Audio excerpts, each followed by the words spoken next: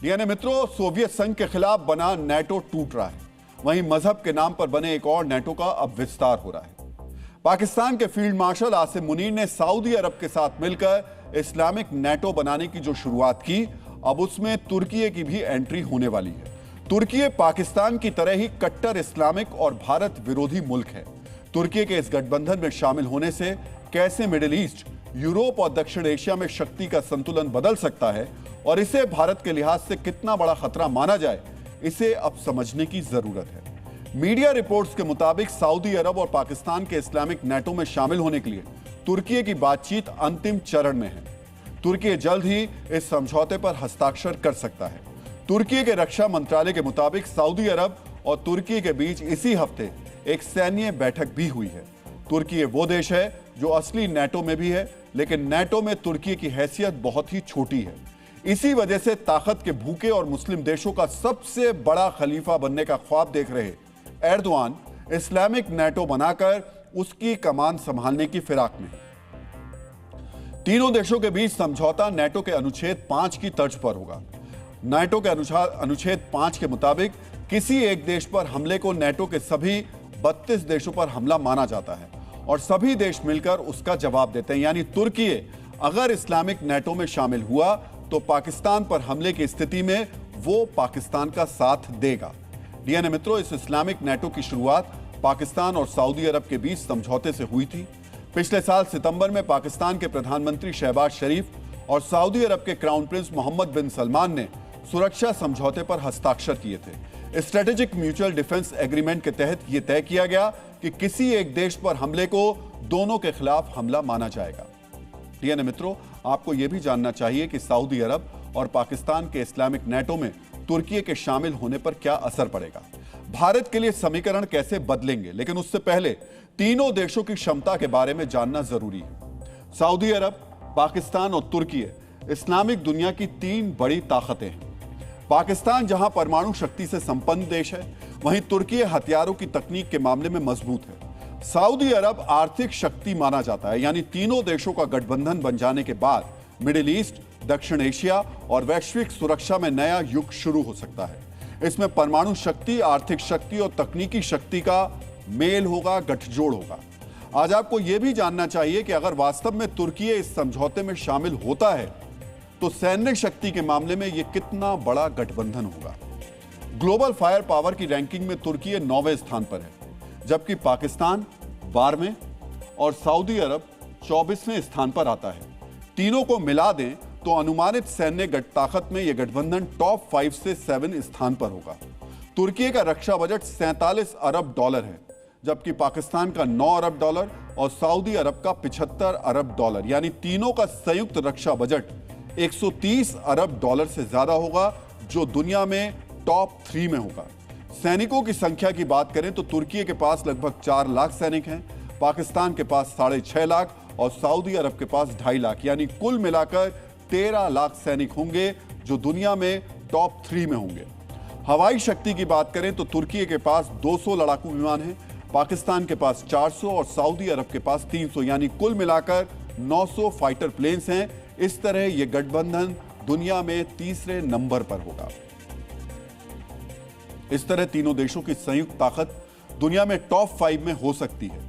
सैन्य ताकत में मजबूती के साथ यह गठबंधन सुन्नी देशों की एकजुटता बढ़ाएगा। इसका असर न सिर्फ भारत और इजराइल पर पड़ेगा, बल्कि ईरान के लिए भी यह खतरा साबित हो सकता है।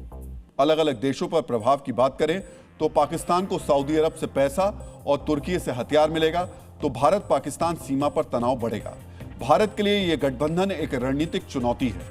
इससे India middle east Europe corridor project पर भी असर पड़ सकता है। इजराइल के लिए भी यह गठबंधन चिंता की बात है।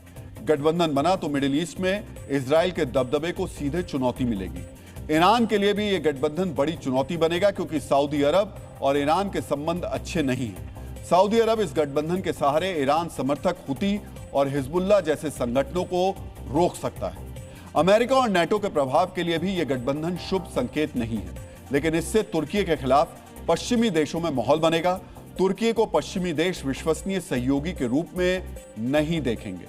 डीएनए मित्रों, इस्लामिक नेटो का एक सच यह भी है कि समझौता हो जाने के बाद भी इनके बीच नेटो जैसा तालमेल नहीं बन पाया है।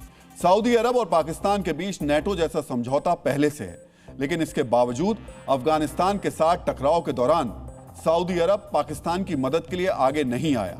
समझौते के मुताबिक सऊदी अरब को पाकिस्तान पर हमले को खुद पर हमले की तरह मानना चाहिए था, उसे अफगानिस्तान को जवाब देना चाहिए था, लेकिन वो जवाब देने के बदले दोनों देशों के बीच मध्यस्थता कराता रहा। यानी इस्लामिक नेटो बनाने के प्लान की पहले ही पोल खुल चुकी है। डीएनए मित्रों, यहां आपको यह भी पता होना चाहिए कि सऊदी अरब और तुर्की के बीच संबंधों में काफी उतार चढ़ाव आता रहा है।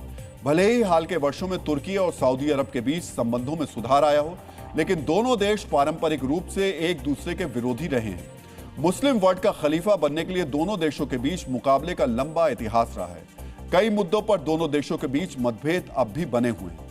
ऐसे में इस गठबंधन को बहुत भरोसेमंद बताना जल्दबाजी हो। मित्रों, नेटो की तर्ज पर इस्लामिक गठबंधन बनता है तो उसका असर वैसे तो पूरी दुनिया पर होगा, लेकिन इन देशों के निशाने पर सबसे ज्यादा भारत और इजराइल होंगे। हम आपको तीनों देशों की संयुक्त ताकत के बारे में बता चुके हैं, लेकिन अगर भारत और इस्लामिक नेटो के बीच टक्कर हुई तो क्या होगा, इसे भी आंकड़ों के जरिए अब समझ लेते हैं। ग्लोबल फायर पावर की रैंकिंग में इस्लामिक नेटो के तीनों देशों को मिलाकर 5 से 7वीं रैंकिंग होगी, जबकि भारत की रैंकिंग चौथी है। इस्लामिक नेटो का रक्षा बजट 131 अरब डॉलर का होगा, जबकि भारत का रक्षा बजट 81 अरब डॉलर है। इस्लामिक नेटो के सैनिकों की संख्या 13 लाख होगी, जबकि भारत के पास 14 लाख से ज्यादा सैनिक हैं। यानी पाकिस्तान, तुर्की और सऊदी अरब को मिलाकर जितने सैनिक हैं, उससे ज्यादा सैनिक अकेले भारत के पास हैं। इस्लामिक नेटो के पास 6000 टैंक हैं, जबकि भारत के पास 4600 हैं। लड़ाकू विमान की बात करें तो इस्लामिक नेटो के पास 900 फाइटर जेट्स होंगे और भारत के पास लगभग 500 है। यानी तीनों इस्लामिक ताकतों के मिल जाने के बाद भी भारत से मुकाबला करने में वो सक्षम है। हालांकि कुछ मामलों में इस्लामिक नेटो ज्यादा मजबूत दिखता है। इसी वजह से सवाल उठाए जा रहे हैं, क्या भारत को भी अपना नेटो बनाने की जरूरत आ गई है? वैसे तो भारत गुटनिरपेक्ष देश रहा है, लेकिन इस्लामिक नेटो का जवाब देने के लिए भारत भी उन क्षेत्रों में अपनी पहुंच बढ़ा रहा है जो तुर्की के लिए संवेदनशील माने जाते हैं। तुर्की का जवाब देने के लिए ग्रीस और साइप्रस जैसे तुर्की के विरोधियों से भारत अपने संबंध लगातार आगे बढ़ा रहा है। दूसरी तरफ इजराइल ने सीरिया में तुर्की विरोधी एसडीएफ और डूज मिलिशिया को जवाब देना शुरू कर दिया है। ऐसे कदमों का एक ही लक्ष्य है, अगर इस्लामिक दुनिया का खलीफा कहे जाने वाला तुर्की दूसरे देशों को चुनौती दे तो उसके पड़ोस में पहले से ही एक बड़ी सामरिक चुनौती मौजूद रहे।